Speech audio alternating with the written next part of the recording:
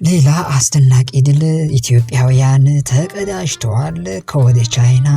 አሁን የተሰማ ሌላኛው መረጃችንም አለ። የዘንድሮ ይለያል። ለ3 ቀናት ዓለም በሙሉ ስለ ኢትዮጵያና ጀግኖች አትሌቶች ድል ሲያወራ ሰንብተዋል። የጀግኖች አትሌቶቻችን በወርቅም አንበሽብሸውናል። አሁን ደግሞ የተሰማው በማራቶን በሁለቱም ጾታዎች ኢትዮጵያውያንን በበላይነት አጠናቀዋል። ወንዶቹም ሴቶቹም አሸንፈዋል። ይህንንም መረጃውን በዝርዝር ይዘነዋል። የጉዳፍ ጸጋይ፣ የፍሬወይኒ ኃይሉ፣ የድርቤ ውልትጂና የበሪሁንና እንዲሁም ደግሞ የንግስት ጌታቸው ሲገርመን አሁን ደግሞ በማራቶን ውድድር በሴቶችም በወንዶችም የኢትዮጵያውያን ማሸነፋቸው ተረጋግጧል። መረጃውን በዝርዝር ይዤዋለሁ። አስገራሚ ክስተቶችና ሪከርዶች የተመዘገቡበት የ20ኛው የዓለም የቤት ውስጥ ሻምፒዮና ውድድር ተጠናቋል። በዚህ ውድድር የተስተዋሉ አስደናቂ ጉዳዮች ምንድናቸው? አብራችሁን ስትቆዩ በመረጃ ሰዓታችን የምትሰሙት ጉዳይ ነው። ኢትዮጵያ በ20ኛው የዓለም የቤት ውስጥ ሻምፒዮና ውድድር ላይ ደረጃዋን በከፍተኛ ደረጃ በማሻሻል ከቀዳሚዎቹ ሀገራት ተርታ ተቀምጣለች። ይህንንም በዝርዝር ይዤዋለሁ። በቻይና ናንጂንግ ያሸነፉ ጀግኖች አትሌቶቻችን ከፍተኛ የገንዘብ ሽልማት እንደሚሰጣቸው ታውቋል። ይህን ሽልማት በዚህ በመረጃ ሰዓት የያዝነው ሌላኛው ትኩስ መረጃ ነው። ሰላም እንዴት ናችሁ? ውድ ዛሬ ሚዲያ ቤተሰቦች የአትሌቲክስ እና ሌሎች ስፖርታዊ መረጃዎች በፍጥነት እንዲደርሷችሁ ቻናላችንን ላይክ፣ ሼር እና ሰብስክራይብ እያደረጋችሁ ቤተሰብ የሆኑ ወደ መጀመሪያ መረጃ አልፋለሁ። በቻይና ውሃን በተካሄደው የማራቶን ውድድር በሴቶች ከአንደኛ እስከ 3ኛ ደረጃ በማግኘት የኢትዮጵያውያን አትሌቶች ሲያሸንፉ በወንዶች ምድብ ኢትዮጵያዊው አትሌት አሰፋ ነገው አንደኛ በመውጣት ወርቁን እንግዲህ አሸንፈዋል። በቻይና በተደረገው የማራቶን ውድድር ያሸነፉት ጀግኖች አትሌቶቻችን በሴቶች አንደኛ የወጣችው ጉቴኒ ይሚና ስትሆን 2 ሰዓት ከ24 ደቂቃ ከ47 ሴኮንድ በመግባት ታሪካዊ ድል አስመዝግባለች። አሸቴ በቀለ ደግሞ በሴቶች ማራቶን 2ኛ ደረጃን ይዛ ያጠናቀቀች ሲሆን ህይወት ገብረ ኪዳን ደግሞ 3ኛ በመውጣት አንጸባራቂ ድል ተቀዳጅቷል።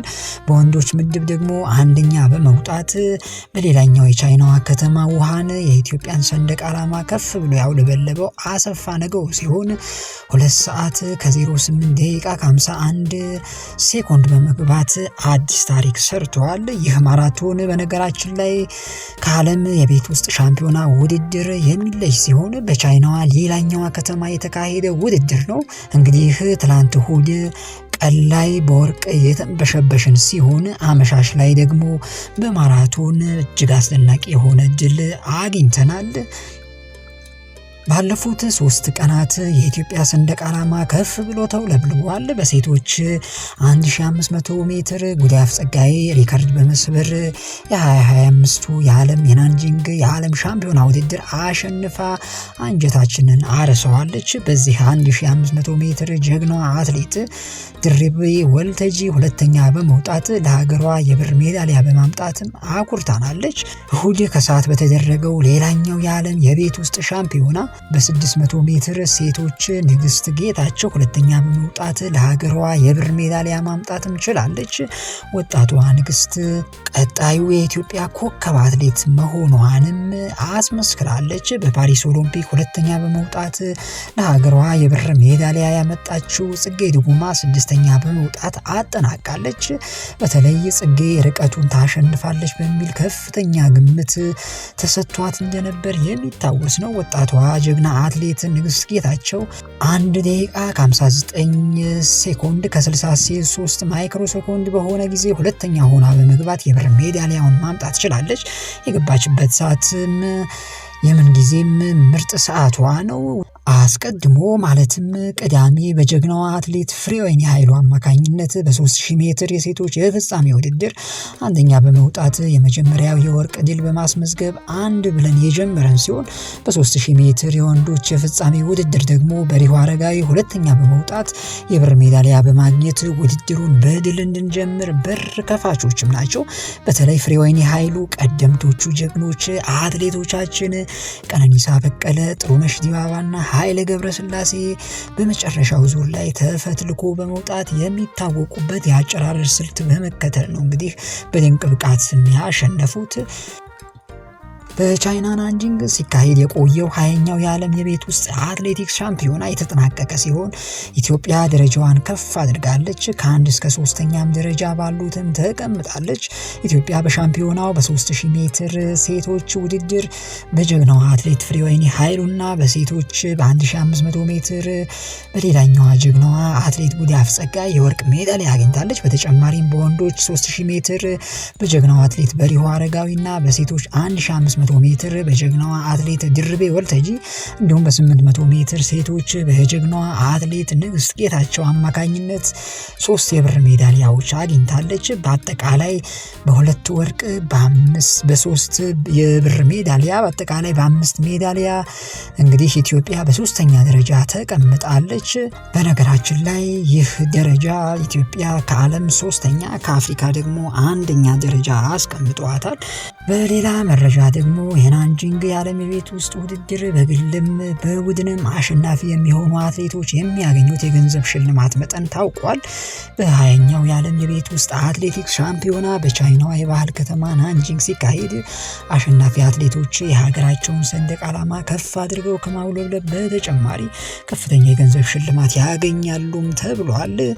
በዚህም መሰረት በግል አሸናፊ ለሚሆኑ አትሌቶች ማለትም ወርቅ ላሸነፉ አትሌቶች $40,000 ይሸለማሉ። ሁለተኛ ለወጡት $20,000፣ ሶስተኛ $10,000 ያለ እስከ 6ኛ ድረስ ለተሳተፉት አትሌቶች ሽልማት ይሰጣል። በቡድን አሸናፊ ለሚሆኑት ደግሞ አንደኛ ለሚወጡት $40,000፣ ሁለተኛ $20,000፣ ሶስተኛ $10,000 ያለ እስከ 6ኛ ደረጃ ድረስ ተሸላሚ እንደሚሆኑም ታውቋል። በነገራችን ላይ ከዚህ በተጨማሪም በናንጂንግ ጥሩ ውጤት ከሚያስመዘግቡ አትሌቶችም በቀጣይ በጃፓን ቶኪዮ የሚካሄደው የዓለም የአትሌቲክስ ሻምፒዮና ላይ ለመሳተፍ ቅድሚያ ትኬት እንደ መቁረጥም ነው። በውድድሩ ላይ ብርቱ ተፎካካሪ የሚሆኑበት ቅድመ ውድድርም ተብሎ ሊጠራ ይችላል። ከዚህ አንጻር ይህን ውድድር ማሸነፍ የቻሉት አትሌቶች በቀጣይ በጃፓን ቶኪዮ በሚካሄደው የዓለም የአትሌቲክስ ሻምፒዮና ለመሳተፍ እንግዲህ ትኬት እንደ መቁረጥ ይታይላቸዋል። ኢትዮጵያውያኑም በተለይ በቀጣይ በጃፓን በሚካሄደው በዚሁ በአትሌቲክስ ሻምፒዮና ላይ ከወዲሁ እንዲጠበቁ አድርጓል። የዓለም የቤት ውስጥ ሻምፒዮና ከጀመረበት ጊዜ አንስቶ የውድድር አይነቶቹ ሳይቀንሱና ሳይጨመሩ መከናወን የቀጠለ ሲሆን በተለይ በትራክ ውድድሮች ኢትዮጵያውያን አትሌቶች የራሳቸውን አሻራ ማኖር ችሏል። በዓለም የቤት ውስጥ ሻምፒዮና ላይ ላቅ ያለ ውጤት ካሳኩ የኢትዮጵያውያን አትሌቶች መካከል ኃይሌ ገብረስላሴ፣ መሰረት ደፋርና ገንዘቤ ዲማባ በቀዳሚነት ስማቸውም ሰፍሯል። ገንዘቤ በሴቶች 1500 ሜትር 2 የወርቅ ሜዳሊያዎች እንዲሁም በ3000 ሜትር 3 የወርቅ በድምሩ 5 ሜዳሊያዎችን በማግኘት ከ2012 እስከ 2018 ይህንን ሁሉ ውጤት በማሳካት ቀዳሚዋ አትሌትም ሆናለች። ኃይሌ በ3000 ሜትር 3 የወርቅ ሜዳሊያዎችን እንዲሁም በ1500 ሜትር 1 የወርቅ በድምሩ 4 ሜዳሊያዎችን በመሰብሰብ በታሪክ ስሙ መመዝገብም ችሏል።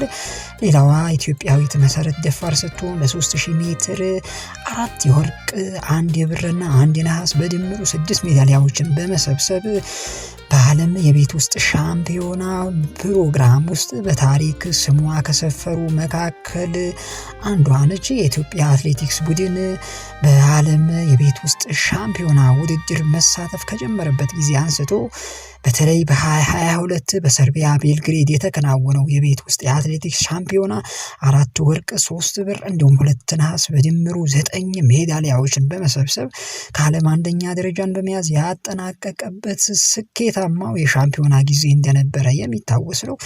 ውድ የዛሬ ሚዲያ ቤተሰቦች እንግዲህ ለአሁን ያስኳቸው መረጃዎች እነዚህን ይመስሉ ነበረ። መልካም ጊዜ ይሆንላችሁ። ቻው።